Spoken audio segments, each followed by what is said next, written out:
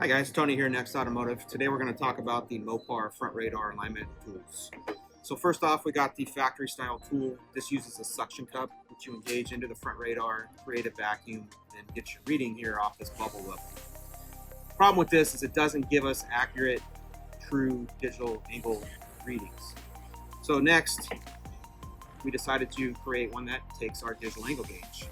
So this mounts up to the front radar, get your angle, set it to true zero, then go out and drive it. So let's head out to the cars and see how they mount up to the radar.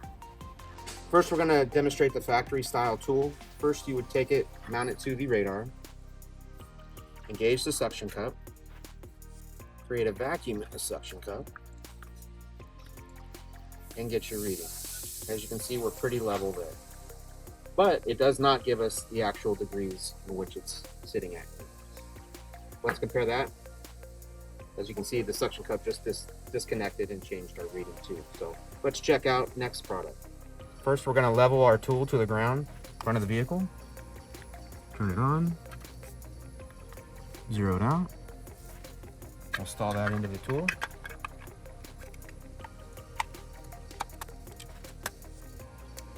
And we'll hold that up to our,